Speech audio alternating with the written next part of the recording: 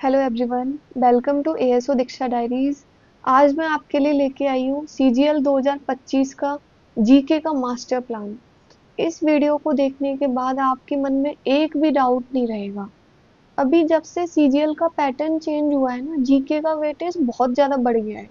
पहले क्या होता था 2022 से पहले तक कि अगर आपकी जीके अच्छी नहीं है तब भी लोगों का सिलेक्शन हो जाता था, लेकिन अब जब से पैटर्न चेंज हुआ है ना, आपको जीके में स्कोर करना ही पड़ेगा अगर आप अच्छी जॉब लेना चाहते हो, सिलेक्शन लेना चाहते हो। तो शुरू करते हैं कि हम इस वीडियो में क्या क्या कवर करने वाले हैं। मैं आपको सब कुछ बताऊंगी इस वीडियो में। सबसे पहले तो आपको किन बुक से पढ़ना है, आपको कोर्स कौन सा लेना है, ऑफलाइन कोर्स लेना है, ऑनलाइन लेना है, अगर यूट्यूब से पढ़ना है तो कौन से टीचर से पढ़ना है, मॉक टेस्ट कैसे देते हैं, उसकी एनालिसिस कैसे करनी है, रिवीजन का क्या तरीका रहता है, हम सिलेबस को कैसे कवर करना चाहिए, क्योंकि जीके का ना सिलेबस बहुत ज़्यादा वास्ट लगता है देखने में। और जो सब्जेक्ट होती है उनका हमें फिर भी इतना वास्ट नहीं लगता, जीके का बहुत वास्ट लगता है। तो उसको किस सीक्वेंस में कैसे कवर करना है वो सब मैं आपको एक एक चीज बताने वाली हूँ। देखो, सबसे पहले बात करते हैं सिलेबस की। सिलेबस आप यहाँ पर देख सकते हो, 7 टॉपिक हैं आपके। History, geography, polity, economics, general science में physics, chemistry, biology, current affairs और स्ट्रेटेजी। तो एक एक करके मैं आपको सब कुछ बताऊंगी। सबसे पहले तो मैं आपको सब्जेक्ट वाइज बताऊंगी कि कौन सी सब्जेक्ट को कैसे पढ़ना है, उसमें क्या क्या पढ़ना है, कहाँ से पढ़ना है। फिर उसके बाद सीक्वेंस वगैरह सब कुछ, मॉक टेस्ट, रिवीजन, वो सब लास्ट में करेंगे डिस्कस। बुक्स आपको कौन कौन सी देखो यूज करनी है। सबसे पहले आपको लेनी है ल्यूसेंट। उसके अलावा एक बुक आपके पास होनी चाहिए प्रीवियस ईयर क्वेश्चंस की। कोई भी बुक ले लो, किरण की ले लो, पिनेकल की ले लो। उसके अलावा फिर आपको लेनी है स्टैटिक जीके के लिए एक बुक। अब बात करते हैं कोर्स, आपको कौन सा कोर्स लेना है। देखो, अगर आपने किसी टीचर का ऑफलाइन या ऑनलाइन बैच लिया हुआ है तो उसी पे स्टिक रहना, किसी के कहने पे उसको चेंज मत करना। ये सबसे बड़ी दिक्कत होती है बच्चों के साथ। वो एक कोर्स से पढ़ रहे होते हैं, उनका दोस्त बोलता है कि नहीं ये वाला टीचर अच्छा पढ़ा रहा है, वो उधर शिफ्ट हो जाते हैं। ऐसे बिल्कुल नहीं करना। अपने जो मेंटोर है, आपकी बुक्स है, उन पर थोड़ा सा ट्रस्ट आपको दिखाना ही पड़ेगा, तभी सिलेक्शन होगा। ऐसा नहीं होगा कि आप इधर उधर भटकोगे ना तो 10 बुक्स पढ़ते रह जाओगे, 10 टीचर से पढ़ोगे, लेकिन सिलेक्शन तक कभी नहीं पहुंच पाओगे। और अगर आपने अभी तक कोई भी टीचर का कोर्स वगैरह नहीं लिया है, किसी से नहीं पढ़ रहे हो, तो मैं आपको एक टीचर सजेस्ट करूंगी। परमार एसएससी करके यूट्यूब पर इनका है, इनसे आप पढ़ सकते हो, अच्छा पढ़ाते हैं। अब उसके बाद शुरू करते हैं सब्जेक्ट वाइज। देखो, हिस्ट्री में आपको कौन कौन सी बुक से पढ़ना है। ल्यूसेंट से आप थ्योरी पढ़ना, और पिनेकल से आप प्रीवियस ईयर क्वेश्चंस कर लेना। ठीक है। हिस्ट्री के 3 पार्ट्स होते हैं, एंशिएंट, मिडिवल और मॉडर्न। ये तो मैंने यहाँ पे आपके लिए इम्पोर्टेंट टॉपिक्स लिखे हुए हैं कि ये जो टॉपिक्स हैं ये तो आपको करने ही करने हैं। हिस्ट्री वैसे पूरी पढ़नी है आपको, ऐसा नहीं है कि पूरी नहीं पढ़नी, पूरी पढ़नी है, लेकिन ये टॉपिक्स तो आपको छोड़ने ही नहीं है। जैसे एंशिएंट में हुआ आपका हड़प्पा, जैनिज्म, बुद्धिज्म, इनके क्वेश्चंस आते हैं, गुप्ता, मौर्य, इंडस वैली के भी आते हैं। मिडिवल में दिल्ली सल्तनत पूरी पढ़नी पड़ेगी, मुगल डायनेस्टी हुई अपनी, सिख गुरु वाले जो होते हैं, वॉर्स एंड ट्रीटीज, ये सब। मॉडर्न में भी 1857 का जो रिवॉल्ट था, उसके बाद गांधीयन एरा, फिर इंडियन नेशनल कांग्रेस के जो सेशंस हुए थे, ब्रिटिश जो भी एक्ट आए थे, वो सब आपको एक्ट वगैरह, कौन सा एक्ट कब आया था, उस एक्ट में क्या क्या था, इन सब पे बहुत क्वेश्चंस बनते हैं। तो ये सब तो आपको करना ही पड़ेगा। अब हम आते हैं आगे। देखो, हिस्ट्री में ना एक चीज बहुत जरूरी है, क्योंकि हिस्ट्री में इतनी सारी डेट्स होती है ना, जब हम पढ़ेंगे तो सब मिक्स होने लग जाते हैं, उनको रिटेन करना फिर बहुत ज्यादा मुश्किल हो जाता है। तो उसके लिए आपको क्या करना है कि हिस्ट्री को ना टाइमलाइन के थ्रू याद करने की कोशिश करो। मैं तो ऐसे ही करती थी, जैसे मैंने हिस्ट्री पढ़ी, मान लो मैंने मॉडर्न पढ़ी, मिडिबल पढ़ी, तो उसमें जब इतनी सारी डेट्स आई कि ये वाला वॉर जब हुआ, ये वॉर जब हुआ, ये राजा जब आया, तो उस सब की मैं एक टाइमलाइन बना लेती थी मेरे पास। फिर उसी टाइमलाइन से उसको याद करने की कोशिश करती थी, तो उसको रिटेन कर पाना ना बहुत आसान रह जाएगा। ये चीज आपको करनी ही करनी है कि टाइमलाइन के थ्रू ही याद करना है। फिर उसके बाद आपको बताती हूँ कि प्रीवियस ईयर क्वेश्चंस बहुत जरूरी हैं यार, इसको गांठ बांध लो बिल्कुल। कि प्रीवियस ईयर क्वेश्चंस को छोड़ना नहीं है, मस्ट है, मस्ट। अगर आपको सिलेक्शन लेना है तो ये सबसे इम्पोर्टेंट चीज़ है जो आपको करनी है। प्रीवियस ईयर क्वेश्चंस का फ़ायदा क्या होता है उसकी बात करते हैं। देखो, इससे ना आपको इम्पोर्टेंट टॉपिक्स पता चल जाते हैं कि कौन से टॉपिक्स को हमें पहले कवर करना है। सिलेबस तो आपको पढ़ना है पूरा, लेकिन हम जो इम्पोर्टेंट टॉपिक्स है ना, उनको हमें एक तो उन पर ज़्यादा फोकस करना है, और दूसरा उनको पहले पढ़ना है। हमें हार्ड वर्क करना है, लेकिन स्मार्ट स्टडी भी करनी है, तभी हम लोगों से आगे पहुंच पाएंगे। देखो, आपके पास जो प्रीवियस ईयर क्वेश्चंस की बुक होनी चाहिए, वो ऐसी बुक होनी चाहिए जिसमें चैप्टर वाइज क्वेश्चंस दिए हों और टाइप वाइज। उससे आपको पता चलेगा कि ये हमारे लिए ज़्यादा इम्पोर्टेंट है, इस पे ज़्यादा फोकस करना है। जैसे आप यहाँ पे देखो, स्टैटिक जीके अगर आपको पढ़नी है तो अब यहाँ पर देखो, ये जो नंबर ऑफ क्वेश्चंस दिए हैं ना, इससे आइडिया लग जाएगा कि इन पे ज़्यादा फोकस करना है। जैसे स्पोर्ट्स के ज़्यादा क्वेश्चंस आते हैं, बुक्स एंड ऑथर्स के बहुत क्वेश्चंस हैं। फिर उसके बाद आप यहाँ देखो फेस्टिवल्स के, यहाँ आर्ट्स पर्सनैलिटी, यानी इन पे हमें ज़्यादा फोकस करना है और इनको पहले पढ़ना है। क्योंकि जब जो इम्पोर्टेंट चीज़ें पहले पढ़ेंगी, हमें कॉन्फिडेंस आएगा। उसके बाद आप देखो, जैसे इकोनॉमिक्स में आप देखो, पूरे इकोनॉमिक्स में आप देख पा रहे हो कि ये जो है, जैसे मनी बैंकिंग और फाइनेंशियल इंस्टीट्यूशंस, इसके क्वेश्चंस बहुत आते हैं। और उसके बाद आपके आते हैं national income, inflation, budget, taxation, GDP, इसके क्वेश्चंस बहुत आते हैं। तो जब आप इकोनॉमिक्स पढ़ोगे तो आपको माइंड में रहेगा कि मुझे इन पे फोकस करना है। इस तरीके से आपको प्रीवियस ईयर क्वेश्चंस की बुक को पढ़ना होता है। और यहाँ पे दिया हुआ है कि कौन सी शिफ्ट में क्वेश्चंस वगैरह आया हुआ है। प्लस ये जो एक्सप्लेनेशन है, इसको नहीं छोड़ना, एक्सप्लेनेशन को भी पढ़ना है, क्योंकि इससे ना आपका बहुत कुछ यहीं पे कवर हो जाता है। अब आता है ज्योग्राफी। ज्योग्राफी में भी आपको ल्यूसेंट से थ्योरी पढ़नी है और प्रीवियस ईयर क्वेश्चंस करनी है। इसमें भी जो इम्पोर्टेंट टॉपिक्स हैं यहाँ पे मैंने आपको बता रखे हैं, ये मैंने प्रीवियस ईयर क्वेश्चन से एनालाइज करके लिखे हैं। जैसे कि आपको ना इंडिया का जो मैप है उसको लेके बैठना है, और उसमें देखना है कि कौन से स्टेट की बाउंड्री कौन से स्टेट से टच हो रही है, वो आपको देखना है। इंडिया की जो नेबरिंग कंट्रीज हैं उसके बारे में देखना है। फिर ये तीनों टॉपिक्स आपके बहुत इंपॉर्टेंट हैं। नेशनल पार्क हुआ, वाइल्ड लाइफ सेंचुरी, रिजर्व्स, ये पढ़ना है। ड्रेनेज सिस्टम जो है वो पूरा बहुत इंपॉर्टेंट है। कौन कौन सी रिवर कहाँ से जा रही है, कौन से स्टेट में वो है, उसकी ट्राइब्यूटरीज कौन सी हैं, कौन सा वाटरफॉल कहाँ पर है, लेक्स, डैम्स, ये सब बहुत इंपॉर्टेंट है। उसके अलावा कॉन्टिनेंट्स एंड ओशियंस, माउंटेन्स, ये सब इंपॉर्टेंट है। यानी पढ़ना आपको पूरा है, लेकिन इन पे ज़्यादा फोकस करना है और इनको पहले पढ़ना है। फिर उसके बाद आपका क्लाइमेट, सीजन, मानसून, ये सब। रबी और खरीफ की क्रॉप के क्वेश्चन तो हमेशा ही आते हैं, आप सभी को पता होगा। फिर उसके बाद है स्ट्रक्चर ऑफ अर्थ, ये सब आपको पढ़ना है। तो इसके लिए भी आपको क्या करना है, ल्यूसेंट से आप थ्योरी पढ़ो और उसके बाद आप प्रीवियस ईयर क्वेश्चंस की प्रैक्टिस करो। इन दोनों से आपका ऑलमोस्ट सब कवर हो जाएगा। उसके बाद हम आते हैं साइंस पे। साइंस में भी सेम चीज़ करनी है, ल्यूसेंट से आपको थ्योरी पढ़नी है और पिनेकल से प्रीवियस ईयर क्वेश्चंस करने। यहाँ पे एक चीज़ ये है, देखो, जिनका साइंस का बैकग्राउंड जिनका होता है उनको तो प्रॉब्लम आएगी नहीं, वो अगर डायरेक्ट ल्यूसेंट पढ़ेंगे उनको समझ आ जाएगी।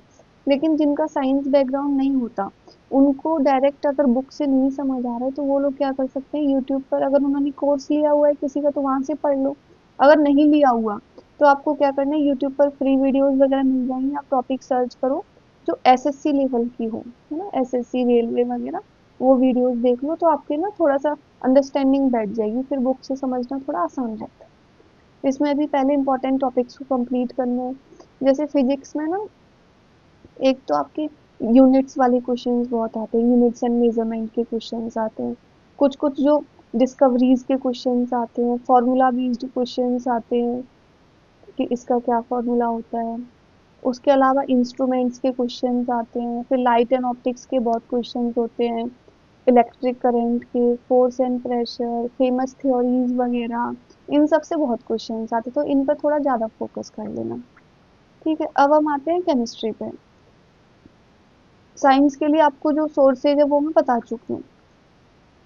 केमिस्ट्री में आपको क्या करना है, एक तो आपको जैसे पीरियोडिक टेबल जो है, एक बार उसका कहीं से प्रिंट वगैरह ले लेना, तो उसको एक बार देख लेना। जब पीरियोडिक टेबल आप देख लोगे तो थोड़ा सा लर्न करना फिर आसान रहेगा। और कहाँ से क्वेश्चन ज़्यादा आते हैं, केमिस्ट्री इन एवरीडे लाइफ, इसके बहुत क्वेश्चंस होते हैं। उसके अलावा केमिकल नेम्स, फॉर्मूला वगैरह इन सब के क्वेश्चन होते हैं। तो ये सब आप ल्यूसेंट से जब पढ़ोगे ना, और उसके साथ आप प्रीवियस ईयर क्वेश्चंस की प्रैक्टिस कर लोगे, दोनों में से आपको ऑलमोस्ट सब कवर हो जाता है। मतलब उतना तो आप कवर कर ही लोगे, ये दोनों चीजें करोगे तो जितना सबको आता है ना उतना आप कर लोगे। ऐसा कोई क्वेश्चन नहीं होगा जो हर कोई करके आ रहा है उसको आप गलत कर दो, ऐसा नहीं होगा। अब उसके बाद हम बात करते हैं बायोलॉजी की। देखो, बायो में भी आपको जो इम्पोर्टेंट टॉपिक्स हैं वो पहले करने हैं। ये सारे टॉपिक्स इम्पोर्टेंट है। एनिमल किंगडम, प्लांट किंगडम के भी क्वेश्चंस आते हैं।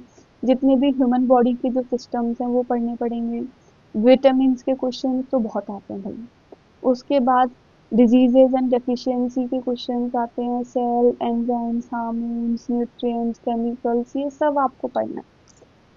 बस मैं यही कहूंगी जिनको जो बायो बैकग्राउंड से, साइंस बैकग्राउंड से नहीं है, वो लोग यूट्यूब पर वीडियोस देख लेना अगर आपको डायरेक्ट बुक से समझ नहीं आ रहा है तो। क्योंकि मुझे जैसे हिस्ट्री वगैरह, पॉलिटी तो समझ आ जाती थी डायरेक्टली ना।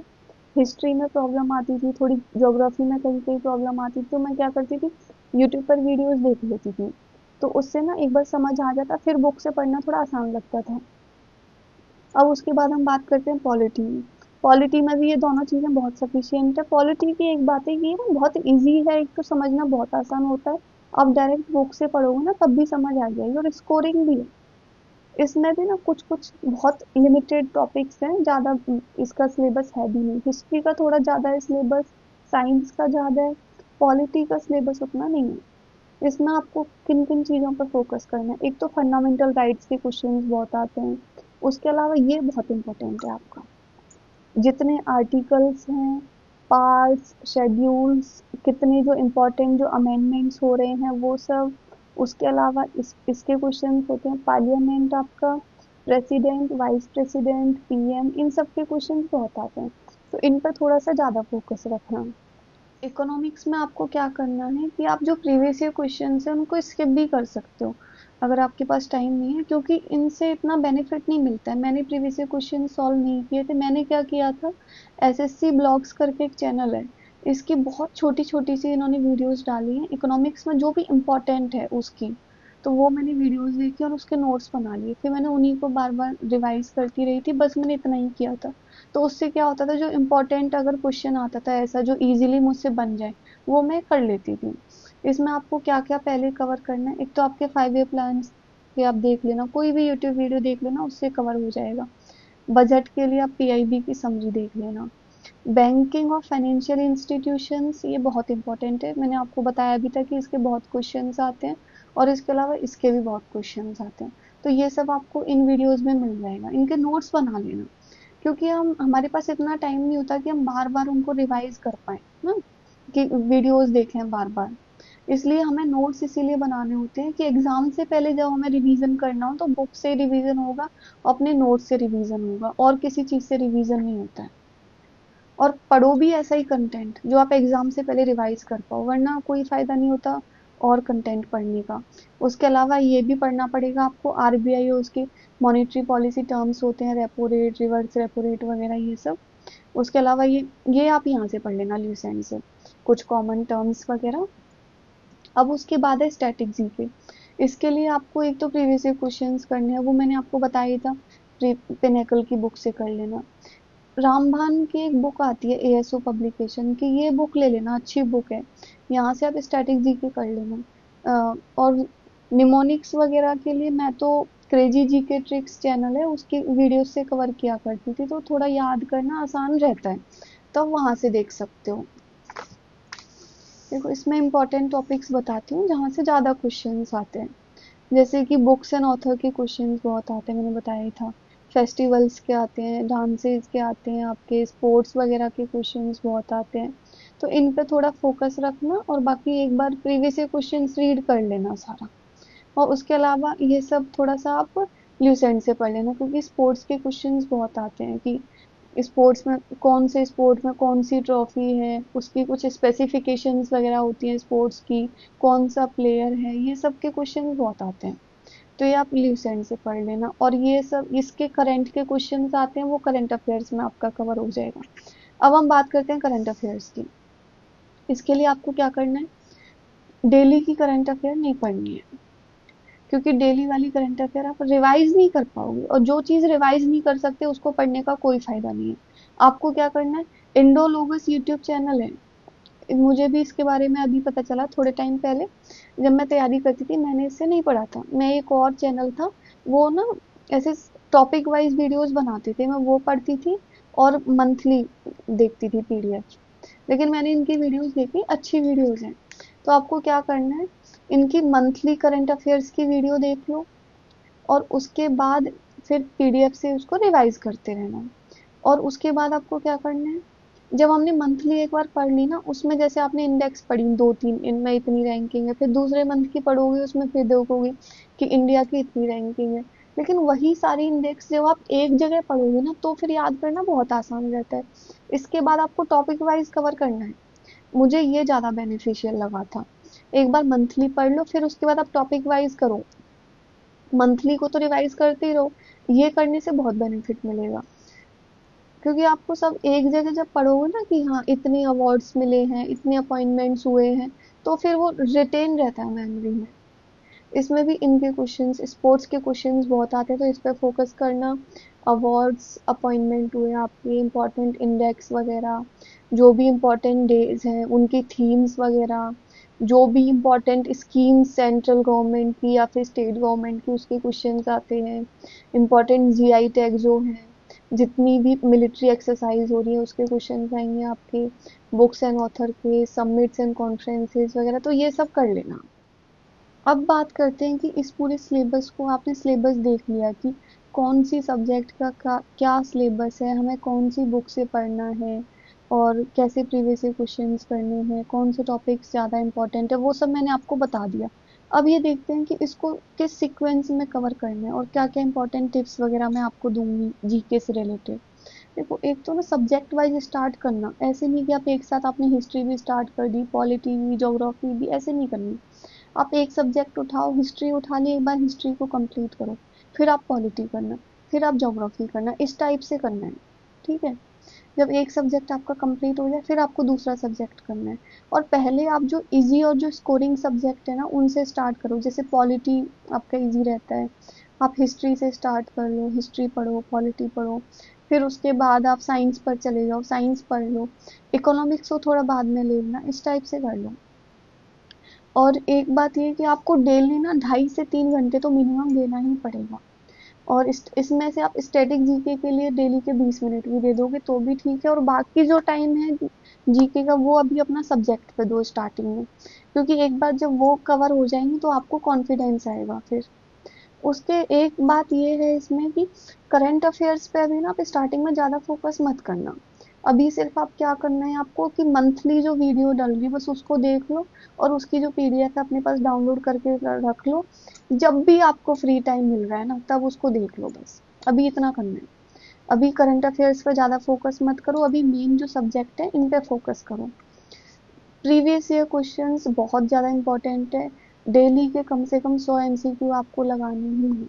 अगर सिलेक्शन लेना है ना तो इनसे नहीं भाग सकते, प्रीवियस ईयर क्वेश्चंस रामबाण है भाई, ये मान लो, ये तो आपको करनी ही करनी है। और जितना इनका रिवीजन करोगे, जितनी इनकी प्रैक्टिस करोगे, उतना आप सिलेक्शन के पास जा रहे हो, ये समझ लो। रिवीजन बहुत जरूरी है। रिवीजन आपको कैसे करना है, 4-5 दिन जो पढ़ा उसका संडे को रिवाइज करो, जीके में इस टाइप से करो। ठीक है, या तो जैसे कल पढ़ा उसको एक बार आज कर लिया रिवाइज, बस एक बार कर लिया, फिर उसके बाद संडे को करो डायरेक्ट, इस टाइप से कर लो।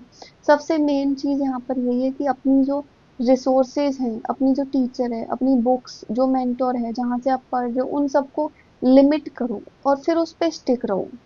और ज़्यादा फोकस आपको रिवीजन पे ही करना है। वही गलती नहीं करनी कि मैंने एक बुक से पढ़ना स्टार्ट किया, मेरी दोस्त ने मुझे सजेस्ट किया कि नहीं ये टीचर अच्छा पढ़ा रहा है, मैंने अपनी बुक पे भरोसा छोड़ दिया और अब मैं उसको पढ़ने लग जाऊंगी। ये गलती बच्चे बहुत करते हैं, आपको ये गलती नहीं करनी अगर आपको सिलेक्शन लेना है तो।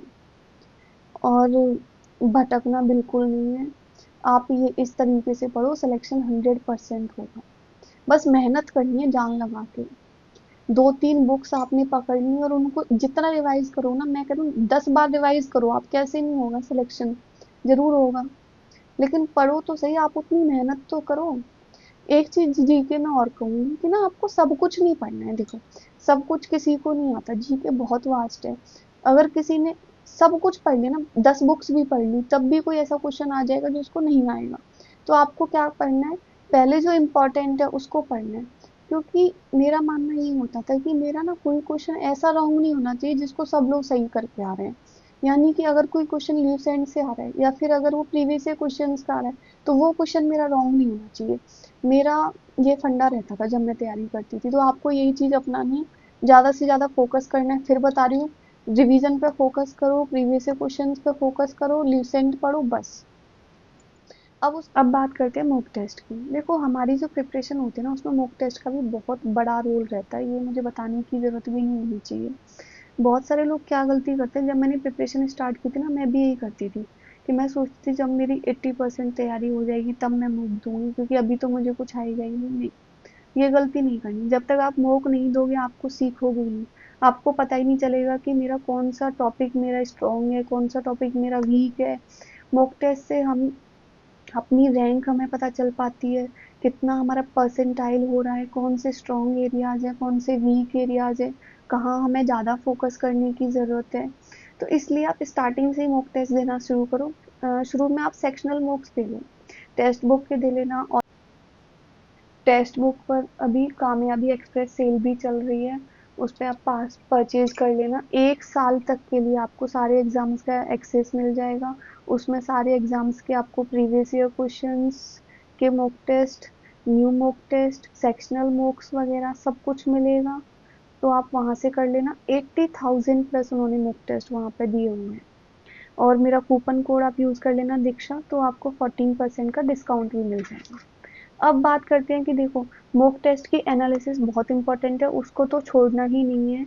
अगर ये गलती आपने कर दी तो मॉक टेस्ट देने का कोई फायदा नहीं है। आप मॉक की एनालिसिस करो, जो क्वेश्चंस आपको नए लग रहे हैं, अपनी एक सेपरेट आप नोटबुक बना के रखो, उसमें उनको नोट करो। लेकिन ब्रीफ में नोट करना, उसमें एक्सप्लेनेशन वगैरह ये सब नहीं नोट करना। क्योंकि ये कॉपी आप एग्जाम के टाइम पे रिवाइज करोगे, और एग्जाम के टाइम तक आप बहुत सारे मॉक्स दे चुके होगे। तो ये जो कॉपी है ना, आपकी काफी मोटी ऑलरेडी हो जाएगी, और फिर उसको रिवाइज करना बहुत वो हो जाता है। इसलिए ब्रीफ में लिखो और उसको जितना हो सकता है उतना रिवाइज करो। उसके बाद आपको एक चीज और करनी है, जब आप मॉक देते हो ना, तो आप ना कुछ जो क्वेश्चन है उनको एलिमिनेशन वगैरह, गैस ऐसे करने की कोशिश करो। गैस वर्क से किया, एलिमिनेशन से किया, तो जो प्रैक्टिस आप मॉक में करोगे ना, वही आप एग्जाम में जाके परफॉर्म करोगे। एग्जाम में जाके कुछ अलग नहीं होता। कुछ लोग क्या गलती गलती करते थे, मेरे दोस्त वगैरह, कि वो सोचते थे कि नहीं हम डायरेक्ट एग्जाम में जाके करेंगे। यार, एग्जाम में जाके कुछ अलग नहीं होता है। जो आपने मॉक में किया होता है, सेम आप एग्जाम में परफॉर्म करके आओगे, अगर आप नहीं डर रहे हो तो। अगर आप ऐसे करोगे ना, तो आपकी एक तो आपकी एक्यूरेसी इंप्रूव होगी। क्योंकि कभी कभी हम क्या करते हैं, डायरेक्ट क्वेश्चन पढ़ा और सीधे आंसर टिक कर देते हैं। हम उसको एलिमिनेट करने की क्वेश्चन वो नहीं करते, कोशिश ऑप्शंस को। तो उससे कभी कभी ना आता हुआ क्वेश्चन भी हमारा गलत हो जाता है। ये गलती नहीं करनी है आपको बिल्कुल भी। और कहीं कहीं पे हमें गैस वर्क भी करना पड़ेगा जीके में। इस तरीके से आपकी एक्यूरेसी भी इम्प्रूव हो जाएगी। तो मैंने आपको जितना भी बताना था सब कुछ बता दिया है। मेन इंपॉर्टेंट पॉइंट वही है, रिवीजन रिवीजन रिवीजन। जितना रिवाइज करोगे ना, आपका सिलेक्शन कंफर्म हो जाएगा। वीडियो को एंड करते हैं। ऑल द बेस्ट आपकी प्रिपरेशन के लिए। इसके अलावा फिर भी आपका कोई डाउट होता है, आप कमेंट सेक्शन में कमेंट करना, मैं उसका रिप्लाई कर दूंगी। वीडियो अगर आपको अच्छी लगी हो तो उसको लाइक करना। Thank you.